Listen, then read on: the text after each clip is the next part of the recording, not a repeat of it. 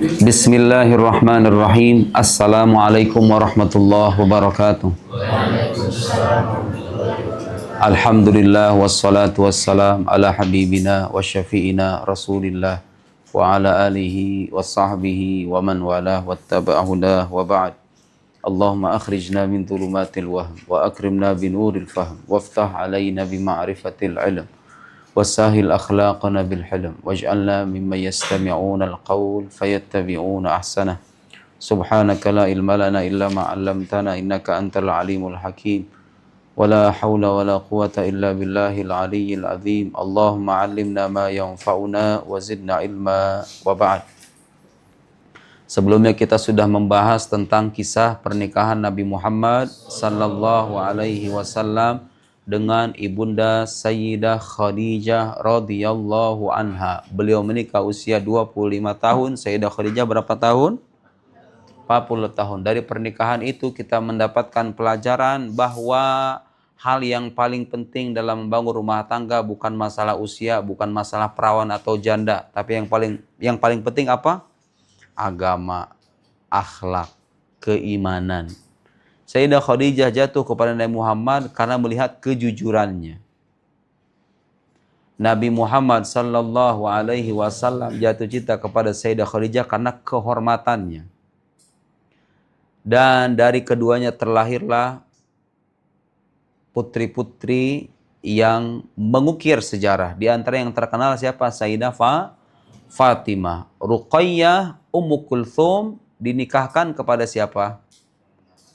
Supaya kamu tahu, Nabi Muhammad punya anak 4 putri, 2 putra dan kemudian wafat, dua-duanya dari Sayyidah Khadijah, Qasim, Abdullah, Ruqayyah, Zainab, Ruqayyah, Ummu Kulthum, Fatimah. Ruqayyah dan Ummu Kulthum dinikahkan dengan sahabat Nabi, khalifah ketiga, namanya Sayyidina Utsman ibn Affan, salah seorang sahabat yang kaya raya. Sampai sekarang warisannya masih ada di Saudi Arabia. Sayyidina Utsman ibn Affan digelari sebagai Dzunnurain, pemilik 2 cahaya. Siapa 2 cahaya yang dimaksud? Ruqayyah dan Ummu Kulthum. Kalau Zainab nikahnya dengan siapa? Putri Nabi juga sama, Zainab. Dengan salah seorang laki-laki namanya Abul As. Ada kisah yang menarik. Abul As ini dinikahkan dengan putri Nabi namanya Zainab. Dulunya seorang musyrik, artinya bukan muslim. Bukan muslim. Pada peristiwa peperangan Badar terjadi pertempuran antara kaum muslim dengan golongan musyrik. Abul As ada di barisan orang-orang musyrik, memerangi Nabi Muhammad dan para sahabatnya. Singkat cerita, terkalahkanlah orang-orang musyrik.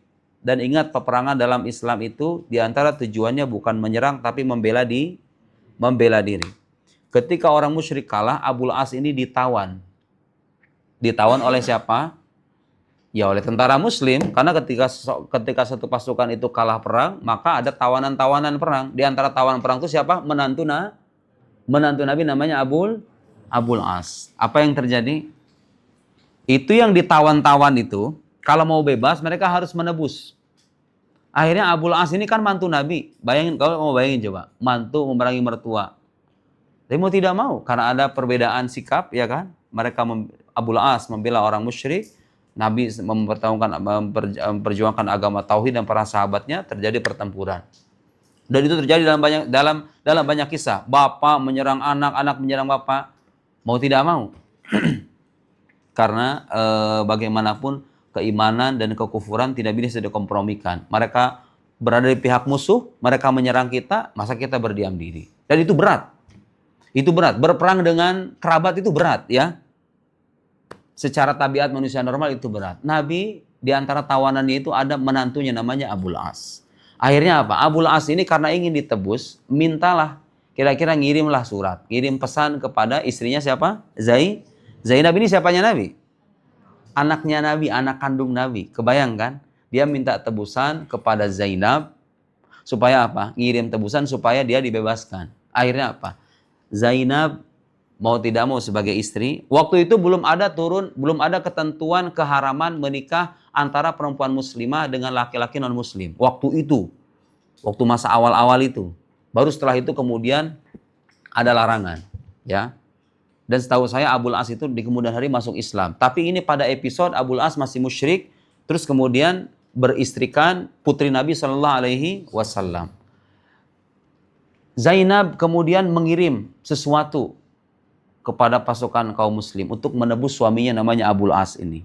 Sampailah itu sesuatu itu ke tangan Nabi. Kamu tahu apa itu yang ditebus? Yang dikasih oleh Zainab putri Nabi untuk menebus suaminya yang musyrik itu.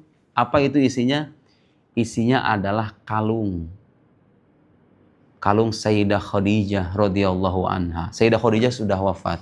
Nabi ketika melihat kalung itu langsung menangis, mengingat istri yang sudah wafat. Bisa dibayangin nggak?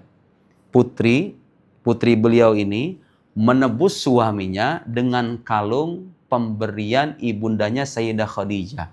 Langsung Nabi Muhammad terenyuh hatinya, mengingat istrinya yang sudah wafat, karena ketika peperangan Badar Sayyidah Khadijah udah nggak ada ya. Mengingat Sayyidah Khadijah gara-gara kalung itu, kemudian seketika Abul As pun dibebaskan. Nabi mengingat istrinya.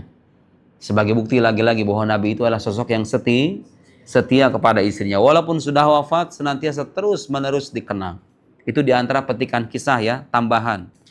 Di balik kesetiaan Nabi Muhammad sallallahu alaihi wasallam. Baik, sekarang kita akan memasuki fase selanjutnya. Nomor 9. Hukmuhu baina Quraisy fi wad'il hajar al-aswad. Aywa. Nomor 9. Hukmuhu apa? Pemutusan. Pemutusan Nabi maksudnya. Apa? Pemutusan, pemberi kata putus, pemberian kata putus. Putusan ya, putusan atau pemutusan. Putusan Nabi baina Quraisy, di antara orang-orang Quraisy, fi wad'il hajaril aswad, dalam hal meletakkan hajar aswad. Jadi kita akan berbicara sekarang bagaimana kepandaian Nabi, kecerdasan Nabi, kebijaksanaan Nabi dalam memutuskan perkara untuk melerai pertikaian orang-orang Quraisy menyangkut siapa yang berhak meletakkan hajar al-aswad. Bagaimana kisahnya? Nanti akan kita kisahkan. Fil khamisa wa thalathin min umrihi, pada usia 35 tahun. Ini Nabi sudah masuk usia 35 tahun. Berarti sudah bertahun-tahun setelah menikah dengan Sayyidah Khadijah. Pada usia 35 tahun, hadamat Quraisyun al-Ka'bata wa jaddadat bina'aha. Orang Quraisy menghancurkan. Hadamat itu artinya menghancurkan. Quraisy, orang-orang Quraisy, al-Ka'bata, Ka'bah. Orang-orang Quraisy menghancurkan Ka'bah. Wajaddadat bina'aha, dan memperbaharui. Jaddadat artinya memperbaharui. Bina'aha, pembangunannya. Jadi pembangunan Ka'bah itu diperbaharui. Oleh siapa? Orang-orang Quraisy. Nanti ada kisahnya. Banyak pelajaran di balik kisah ini. Nanti akan saya bacakan. Kita terjemahin dulu. Wa qad ishtaraka ma'hum sallallahu alaihi wasallam, dan ikut serta. Ishtaraka artinya ikut serta. Ikut serta bersama mereka, ma'ahum bersama mereka. Siapa mereka yang dimaksud? Orang-orang Quraisy, suku Quraisy. Sallallahu alaihi wasallam, Nabi sallallahu alaihi wasallam fi binaiha, dalam membangun Ka'bah. Jadi Nabi Muhammad ikut membangun Ka'bah. Wa kana yahmil al-hijara, dan beliau membawa, yahmil itu artinya membawa, to take.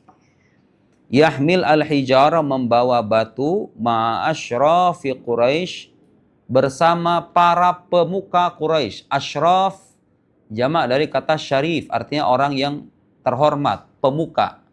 Orang-orang besar maksudnya. Bersama para pemuka Quraisy. Jadi beliau ikut membantu. Wa ma'ahu, dan bersama beliau ada ammuhul Abbas, pamannya Abbas ibn Abdul Muttalib. Abdul Muttalib, ingat sekali lagi siapanya Nabi? Kakeknya Nabi. Punya anak lagi namanya Abbas. Abbas itu berarti siapanya Nabi? Paman Nabi. Punya anak Abbas ini Ibnu Abbas, yang sering ditemukan dalam kitab-kitab tafsir. Ibnu Abbas berarti siapanya Nabi kalau anak paman? Kok ponakan sih? Anak paman ya sepupu dong, Pai, sepupu. Abbas pamannya Nabi. Wakhtalafat Quraisy. Orang-orang Quraisy kemudian berselisih. Ikhtalafat artinya berselisih. Ayo ngertiin yang cepat biar kita jelasin. Ini ceritanya agak panjang. Orang-orang Quraisy berselisih sambil menunggu berbuka ya. Fiman yada'ul hajaral aswad terkait siapa? Fiman terkait siapa? Yada'ul hajaral aswad yang akan meletakkan hajar aswad. Tahu hajar aswad ya? Yang ada di Ka'bah itu, minimal kau pernah lihat di YouTube kan? Hajar aswad itu orang berbondong-bondong setiap detik. Orang dari berbagai belahan dunia ingin mencium batu itu. Kenapa dicium? Jawabannya sederhana, karena Nabi menciumnya. Kata Sayyidina Umar ibn al-Khattab, kalau seandainya Nabi tidak pernah mencium, aku nggak akan mencium. Jadi orang itu terwariskan secara turun-temurun, para sahabat, kemudian tabi'in, tabi'ut tabi'in, ulama-ulama, sampai ke kita sekarang itu tradisi mencium hajar aswad itu. Kenapa alasannya? Karena dulu Nabi mencium batu itu. Itu batu yang istimewa. Sesederhana itu alasannya. Jadi dia batu, ya betul batu. Tapi ketika mendapatkan ciuman dari makhluk yang paling mulia, dia menjadi batu yang mulia. Hajar makanya sebagian orang tidak menyebutnya hajar aswad. Hajar as'ad katanya. Apa artinya as'ad? Yang bahagia. Kalau aswad kan hitam. Meskipun memang itu hitam kan warnanya kan? Hajar aswad. Tapi kadang diplesetin dengan sebutan hajar as'ad. Batu yang berbahagia. Jadi dia menjadi batu yang mulia sampai dicium oleh manusia sejagat raya dan semua orang berbondong-bondong pengen nyium batu itu. Gara-gara apa itu? Mendapatkan sentuhan bibir yang mulia Nabi Muhammad sallallahu alaihi wasallam. Lihat, semua hal yang terkait dengan Nabi Muhammad itu akan menjadi orang yang mulia, akan menjadi sosok yang mulia. Masih ingat dulu kisah saya tentang batang pohon korma yang Nabi janjikan masuk surga, gara-gara apa? Gara-gara merintih kesedihan, gak mau melepaskan dirinya dari Nabi karena itu tempat Nabi bersandar. Kemudian Jabal Uhud, Gunung Uhud, bahkan dalam sebuah riwayat Gunung Uhud sampai bergetar. Uthbut Uhud, fa inna alaika nabi wa syahidan. Uhud tenang, di atasmu adalah seorang nabi dan dua orang yang telah mati syahid. Itu Sayyidina Umar dan Sayyidina Uthman. Ada dalam sebuah riwayat kayak begitu. Uhud jabal yuhibbuna wa nuhibbuhu. Uhud adalah gunung, dia mencintai kita dan kita mencintainya. Gara-gara dapat sentuhan cinta Nabi Muhammad sallallahu alaihi wasallam, gunung Uhud akan ada di surga. Kayak begini tuh bukan dongeng loh ya. Karena yang mengabarkan ini kitab-kitab sirah ditulis oleh ulama-ulama yang kompeten, yang ahli. Mereka itu teliti, jauh lebih cerdas ketimbang kita. Bukan dongeng. Kalau dongeng itu nggak ada dasarnya, nggak ada di kitab mana, nggak ada di kitab mana. Terus kamu ngarang-ngarang, boleh nggak kayak gitu? Demi membuat orang bahagia misalnya, nggak boleh. Al-Qassasun, para tukang dongeng itu kadang mengarang-arang cerita, nggak ada landasannya, itu nggak boleh. Yang saya ceritakan semua ada dasarnya. Baik, kembali ke sini. Orang-orang Quraisy berselisih fi man yadhur hajar aswad makanahu, di tempatnya. Tsumma tafaqu, kemudian mereka sepakat. Siapa yang bersepakat ini? Orang-orang Quraisy. Ala ayyakunal hakam, bahwa yang layak memberi kata putus, yang menjadi hakim. Hakam itu yang menjadi hakim, yang memberi kata putus. Yang memberikan putusan maksudnya. Bahwa yang berhak memberikan putusan, siapa? Awwala dakhilin minal masjid, orang yang pertama kali masuk ke masjid. Udah? Udah belum? Fakana awwala dakhilin Rasulullah sallallahu alaihi wasallam. Dan ternyata yang pertama kali masuk, awal dakhil, yang pertama kali masuk itu siapa? Rasulullah sallallahu alaihi wasallam. Fa farihat Quraisyun bihi. Orang Quraisy pun senang, gembira, setuju gitu loh. Bahwa yang menjadi hakim itu adalah Nabi. Ini mereka bertikai semuanya. Ini kabilah mana, suku mana yang berhak untuk meletakkan hajar aswad. Orang berbondong-bondong pengen mendapatkan kemuliaan itu. Nah akhirnya mereka berunding, gini aja. Besok siapa yang paling duluan ke masjid, itu dia menjadi hakim kita. Ternyata yang pertama kali masuk siapa? Nabi Muhammad sallallahu alaihi wasallam. Dan kamu akan lihat nanti kecerdikan Nabi bagaimana melerai sengketa orang-orang itu. Mereka semuanya pengen bawa hajar aswad. Suku ini pengen, suku ini pengen, suku ini pengen. Bagaimana cara Nabi menyelesaikan? Lihat nanti. Wa qalu, dan mereka berkata, radina bil amin. Kita ridho dengan sosok yang terpercaya.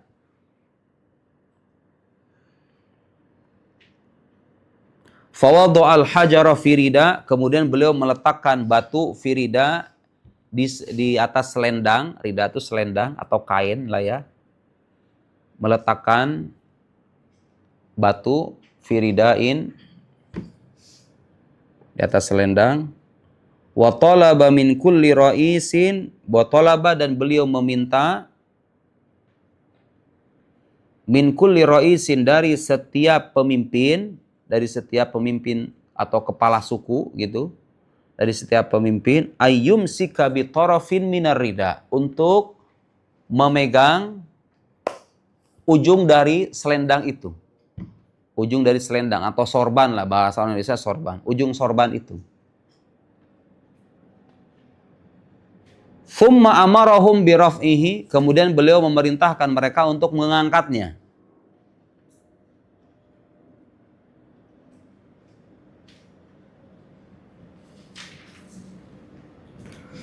Falamma wasalu bihi ila maudhihi, ketika mereka sampai, wasalu artinya mereka sampai. Falamma wasalu bihi, ketika mereka sampai di tempat, ila maudhihi, ke tempatnya, akhadhahur rasulu biyadihi, sang rasul pun mengambil Hajar Aswad itu dengan tangannya. Akhadhahur rasul biyadihi, rasul pun mengambil Hajar Aswad itu dengan tangannya. Subhanallah. Hanya orang bijaksana yang bisa melakukan ini. Nanti kita akan belajar banyak hal dari kejadian ini. Wa wada'ahu, dan beliau meletakkannya. Wa wada'ahu, dan beliau meletakkannya biyadihi syarifah, dengan tangannya yang mulia.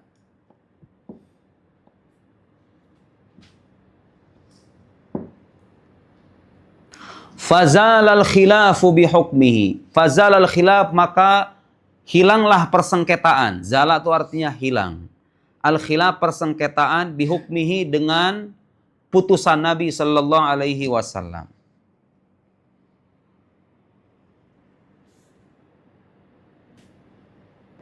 Wa ta'ajjabat Quraisyun, dan orang-orang Quraisy terkagum-kagum.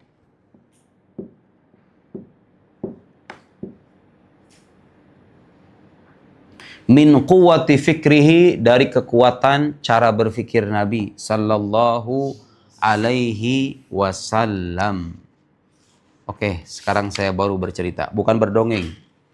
Kalau berdongeng itu ngarang nggak ada dasarnya, ini ada dasarnya. Dalam kitab-kitab sirah yang ditulis oleh para ulama muslim. Oke, dengarkan sini semuanya. Lihat ke sini semuanya. Supaya kita memetik satu persatu pelajaran berharga dari apa yang akan kita bahas. Jadi dikisahkan di sini dulu itu Ka'bah itu nggak setinggi kayak sekarang. Itu tingginya sekitar cuman 185 cm dulu. Nah, kemudian singkat cerita, di dalam Ka'bah itu, tentu Ka'bah itu nggak semewah sekarang dulu ya. Tingginya sekitar 185 cm. Dan Ka'bah itu pertama kali diletakkan oleh siapa yang pertama kali membangun? Nabi Ibrahim dengan Nabi Ismail alaihissalam. Meskipun nanti ada pendapat yang lain mengatakan enggak, Nabi Adam alaihissalam. Jadi Ka'bah itu pertama kali diletakkan batu, ada asas, ada fondasi awalnya. Itu di dalam kita nggak bisa ngelihat sekarang. Itu yang dulu diletakkan batu itu oleh Nabi Ibrahim alaihissalam.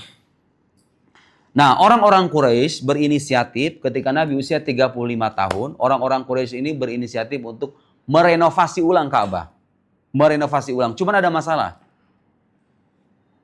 Ketika mau direnovasi, di dalam Ka'bah itu ada ular besar, dan mereka itu masih punya keyakinan ular ini ular kira-kira yang mungkin jelmaan roh jahat gitu. Jadi mereka itu nggak berani mendekati ular itu.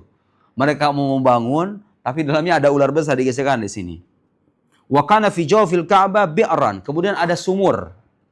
Qad wada'u biha kunuzuha. Sumur yang di dalamnya itu ada harta karun orang-orang Arab. Wa kana fi hayyah, hayyah itu artinya ular. Ada sumur, ada ular. Nggak kayak sekarang Ka'bah itu ya dulu tuh. Thu'ban kabir, ular besar, tatasallaq judranul Ka'bah, yang kadang-kadang tuh melingkar di dinding-dinding Ka'bah. Orang-orang Arab pada ketakutan. Gak berani mendekati ular itu, takut kualat. Paham gak? Sampai sekarang keyakinan kayak gitu masih ada kan, Nok? Iya nggak? Orang-orang Indonesia itu terutama, kalau melihat yang aneh-aneh, wah, jelmaan jin ini, jangan dideketin ini, kamu jangan pegang itu, nanti takutnya anak kamu nanti yang kena, gitu nggak? Ya nggak? Masih ada nggak? Keyakinan gitu masih ada. Jangan percaya sama yang begituan ya. Wa kanu yahabunah, dan mereka itu sangat mentakutinya. Fa baina ma hiya tatasallaq jadran al-Ka'bah dzata yaum ja'a ta'ir minas sama. Pas ketika ular itu kemudian melingkar, merintil-merintil di dinding-dinding Ka'bah, datanglah burung dari langit, fakhtatafaha wa dhahaba biha. Diambil itu ular, mungkin burungnya gede. Diambil itu ular, hilanglah sudah. Maka hilanglah sudah kekhawatiran orang-orang Quraisy itu. Wa kanat safina ba'd at-tujar ar-ruman tahattamat inda Mina asy-Sya'biyah fa akhadhu khashabaha wa kana bi Makkah rajul qibti misri Najjar faqalat Quraisy. Orang-orang Quraisy berkata, setelah melihat gak ada lagi halangan untuk merenovasi Ka'bah, mereka bilang, "Inna lanarju ayyakuna Allah qad radiya ma aradna indana amir rafiq wa indana khashab wa qad kafana Allah hayya." Ada yang ngirim kayu, kemudian ada tukang kayunya. Kata orang-orang Quraisy, kita berharap Allah itu meridhoi apa yang kita inginkan. Maksudnya apa yang mereka inginkan? Merenovasi Ka'bah. Ularnya udah nggak ada, ini kayunya udah banyak, orang yang bisa masang juga udah ada gitu loh, paham nggak? Akhirnya mereka pun mengeksekusi rencana baik mereka itu. Cuma masih ada ketakutan, khawatir kualat, karena itu Ka'bah itu sejak dulu itu dipandang sebagai tempat suci. Jadi kamu jangan salah, orang-orang musyrik dulu itu mereka pun sama mensucikan Ka'bah. Hanya saja mereka menyekutukan Allah Subhanahu wa Ta'ala. Jadi Ka'bah itu disucikan sama orang-orang Arab. Jadi nggak sembarangan. Ketika mereka pengen renovasi kan harus dibongkar, ya nggak? Nah ketika mau ngebongkar itu mereka takut kualat juga sama. Ada rasa ketakutan. Akhirnya mereka bilang begini. La tudkhilu fi bina'iha min kasbikum illa thayyiban. Yang mau nyumbang, yang mau ikutan ngebangun, jangan pernah nyumbang untuk Ka'bah ini kecuali harta yang baik. Jangan dari uang haram. La yadkhulu fi mahru baghyin. Jangan sampai ada uang hasil melacur. Wala bai' riba. Jangan sampai ada hasil jual beli riba. Wala madlama ahadin minan nas, jangan sampai uang hasil kezaliman, menzalimi orang lain, jangan sampai. Ini tempat suci. Ya, meskipun mereka musyrik, mereka meyakini kesakralan atau kesucian Ka'bah. Di Ka'bah itu sangat dihormati sama orang Arab. Kemudian apa yang terjadi? Tsumma jazza'at Quraisy bina al-Ka'bah bainahum. Nah, dibagi-bagi. Pembongkaran Ka'bah itu dibagi-bagi. Dirinci di sini. Haitul bab, dinding pintu Ka'bah itu, kamu bayangin Ka'bah sekarang. Itu dikasih kepada Bani Abdi Manaf dan Bani Zuhrah. Kemudian di antara rukun Al-Aswad dan rukun Yamani, di sana ada rukun Yamani ya. Nanti kamu kalau umrah tahu mana rukun Yamani. Antara rukun Hajar Aswad dengan rukun Yamani, Hajar Aswad dengan rukun Yamani diserahkan kepada Bani Makhzum dan yang ikut dari kalangan dari orang Quraisy. Kemudian bagian belakang Ka'bah, Zahrul Ka'bah li Bani Jumah untuk suku atau Bani Jumah. Kemudian Nahiyatul Hajar yang bagian Hajar Aswad itu diserahkan kepada Bani Abdiddar Ibn Qusay dan Bani Asad. Tetap orang Quraisy itu merasa ketakutan. Khafat Quraisy al-hadam wahabu hatta qala al-Walid ibn al-Mughirah. Nah, ada seorang yang beranikan diri. Mereka ini udah dibagi-bagi nih. Nih bagian pintu, bagian belakang, bagian Hajar Aswad dibagi-bagi. Siapa yang mau mulai? Kebayang nggak sama kamu? Menghancurkan sesuatu yang sangat disucikan sama orang Arab. Khawatir kan? Khawatir dimurkai, ya kan? Tahu-takutnya langsung mati apa gimana gitu, paham nggak? Akhirnya ada satu orang beranikan diri, namanya Walid bin Mughirah. Walid bin Mughirah bilang, "Ana abda'ukum bihadmiha." Saya aja yang mulai kalau begitu. Kata Walid ibn al-Mughirah. Fa akhadhal muawwal, dia ngambil pacul, semacam pacul lah ya. Entah kalau dulu kayak gimana namanya, saya nggak tahu. Yang jelas alat untuk menentukan. Dia ngambil pacul, wa qala, "Allahumma inna la nuridu illal khair." Ya Allah, kami tidak mengharapkan kecuali kebaikan. Nah, yang lucu apa? Thumma hadama juz'an. Kemudian dibongkarlah sebagian dari Ka'bah itu. Wa batu tilkal lailah yakhafunal adzab. Jadi sepanjang malam orang-orang Quraisy itu mereka takut dikenakan azab. Jadi mereka yang mau menghancurkan Ka'bah itu semalaman penuh takut takut kualat maksudnya. Takut kualat gara-gara menghancurkan Ka'bah. Nah, terus begini. Gimana nih caranya supaya kita yakin kalau ini tuh beneran baik gitu loh. Tuhan tuh nggak murka sama kita gara-gara ini. Kata mereka apa? Nangzur, kita lihat aja. fa in usiba lam nahdim syai'an waradnannaha kama kanat. Kita lihat aja, Walid yang kemarin ngebongkar itu, kira-kira dia mati apa kagak gitu loh. Kalau dia mati, berarti itu tindakan terlaknat gitu, paham nggak? Ya udah kita balikin lagi. Tapi kalau dia sehat-sehat aja, ya udah kita lanjutin, begitu ya. Jadi masih ada rasa kekhawatiran. Wa illam yusibhu syai' faqad radiyallahu son'ana. Kalau Walid itu nggak kenapa-napa, berarti Allah itu ridho dengan perbuatan kita. Nah, di keesokan harinya apa nasib Walid? Walid bin Mughirah mati apa kesakitan apa enggak? Enggak, ternyata dia sehat, cenghar. Oh, bahasa orang sini cenghar itu bahasa segar, normal-normal aja. Walam yusibhu syai', fahadamul, akhirnya setelah mereka yakin, oh Walid enggak kenapa-napa nih. Berarti di balik ini tuh Allah meridhoi kita. Allah enggak memurkai kita hanya dengan menghancurkan Ka'bah karena niatan kita baik. Dari sini kita bisa belajar innamal a'malu binniyat, ya kan? Segala perbuatan tergantung kepada niat. Lihat, tong, membakar Al-Qur'an tindakan hina kan? Kalau kamu niatan menghinakan Al-Qur'an, dosa besar nggak itu? Dosa besar. Tapi bagaimana kalau dalam satu kondisi kamu lihat lembaran-lembaran mushaf Al-Qur'an berdampingan dengan kotoran? Kalau nggak diselamatkan, orang semakin menghinakan lembaran Al-Qur'an itu, diinjak-injak, disatukan dengan sampah. Iya nggak? Bagaimana kalau dibakar dengan niatan memuliakan? Boleh. Asalkan dengan niat. Bukan berarti kalau begitu, ya itu tadi. Padahal itu perbuatannya sama loh. Membakar mushaf, satu membakar mushaf. Yang satu niatnya menghinakan, yang satu apa? Memuliakan supaya tidak diinjak. Paham ya? Lihat tuh. Sejak dulu tuh orang-orang Quraisy.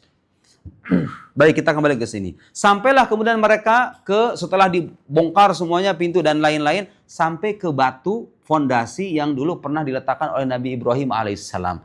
Muncul lagi ketakutan. Ini kalau batunya dicopot, kira-kira kita kualat apa enggak gitu loh. Paham enggak? Hatta wasul li asas Ibrahim alaihissalatu wassalam wa hijarah dakina, batu hitam. Fa akhadha ahaduhum atalatan, mereka kemudian ngambil sesuatu, fa adkhalaha baina hajarain. Ada batu fondasi Nabi Ibrahim diletakkan di antara dua batu begini. Falamma taharrak, ketika itu batu bergerak, jadi batu itu diambil. Falamma taharrak, ketika batu itu bergerak, ditaruh lagi, ihtazzat Makkah bi asriha. Mekah semuanya bergoncang. Kayak ada gempa. Gara-gara batu itu doang. Jangan salah, itu bukan batu sembarangan. Yang meletakkannya siapa? Seorang nabi. Dan itu tempat suci. Fatawaqqafu inda ta'diril asasat wa banaw fawqa. Udah, ketika mereka tahu gara-gara ngambil batu itu doang Mekah jadi bergoncang, akhirnya ditaruh lagi langsung. Takut kualat ya kan? Takut kualat. Nah, ini yang menjadi pelajaran berharga. Walamma balagu maudhi'a rukn al-hajar aswad, udah selesai yang dibongkar, direnovasi, tek. Ka'bah itu kan, yang bentuknya seperti yang kita kenal itu. Meskipun nggak seperti yang sekarang persis ya, tapi bentuknya kurang lebih sama gitu kan. Apa itu? Kubus, ya kan? Ketika mereka udah merenovasi dan lain-lain, sampailah satu yang belum dipasang, yaitu Hajar Aswad. Hajar Aswad sudah ada. Ketika mereka sampai ke titik Hajar Aswad itu, ikhtassamat al-qabail. Suku-suku yang tadi sudah dibagi-bagi itu bersengketa. Siapa yang paling berhak untuk meletakkan Hajar Aswad ini? Paham nggak? Kenapa? Kenapa mereka bersengketa? Ya karena itu kesempatan istimewa. Nanti kamu akan dikenang. Oh, suku Fulan ini dulu yang meletakkan Hajar Aswad ketika direnovasi Ka'bah. Paham nggak maksudnya? Bersengketa itu. Fiman yarfa'uhu wa yadahu makanahu li syarafihi wa 'azami. Karena kemuliaannya, keagungannya. Fatasyawaru, mereka pun bermusyawarah, ayaj'alu ma yaqdiya bainahum awwala dakhirin ilal masjid. Kayak seperti yang dikatakan tadi. Mereka akhirnya bersepakat bahwa udah gini aja. Kita lihat besok siapa yang pertama kali masuk ke Masjidil Haram. Ternyata apa yang terjadi keesokan harinya? Fakana awwala man dakhal Rasulullah sallallahu alaihi wasallam. Nabi Muhammad senantiasa qalbuhu mu'allaqun bil masajid. Hatinya senantiasa terikat dengan masjid. Ada 7 golongan yang kelak akan dinaungi oleh Allah Subhanahu wa taala. Sab'atun yudhilluhumullahu fi dhillihi yauma la dhilla illa dhilluh. Ada 7 golongan. Ketika kelak manusia dibangkitkan di padang mahsyar, mereka menghadapi panas yang sedemikian dahsyat, tapi 7 golongan ini akan dinaungi secara khusus oleh Allah. Tahu di antaranya siapa? Orang yang hatinya senantiasa bergantung kepada masjid. Nabi Muhammad itu sallallahu alaihi wasallam mewarisi kita akhlak semacam itu untuk membangun hati yang terikat dengan rumah Allah Subhanahu wa taala. Pastinya orang-orang Quraisy itu berlomba-lomba kan? Kan mereka udah sepakat nih, besok siapa yang paling masuk masjid duluan, mati dia orangnya. Mereka udah rencana dong pastinya, ya enggak? Oh, ternyata pas mereka merencanakan suku ini pengen masuk duluan, suku masuk duluan, ternyata yang mendahului mereka itu siapa? Nabi Muhammad sallallahu alaihi wasallam. Sebagai isyarat bahwa urusan ketaatan dan menyembah Allah, Nabi Muhammad itu orang pertama, gitu. Paham enggak? Yang ini di belakang semua. Falam marauhu. Nah, tapi anehnya tuh begini. Ketika orang-orang suku yang bersengketa ini ngelihat beliau masuk, apa jawaban mereka semuanya? Hadzal amin. Ini mah sosok yang terpercaya. Orang berbudi pekerti luhur, jujur, gak pernah berbohong, gak pernah minum khamr, gak pernah berzina. Kita ikhlas semuanya. Melihat Nabi Muhammad yang akan menghakimi mereka, mereka semuanya ikhlas. Pelajaran lainnya apa berarti? Nabi Muhammad itu sebelum menjadi nabi pun tidak ada yang pernah mendustakan beliau. Artinya orang jujur juga terpercaya tidak pernah melakukan dosa-dosa besar seperti halnya orang-orang Arab, berzina, minum khamr dan lain-lain. Berarti kalau seandainya orang jujur semacam ini di kemudian hari mengaku sebagai nabi, kita pantas nggak mendustakan? Dengan alasan apa kita mendustakan, ya kan?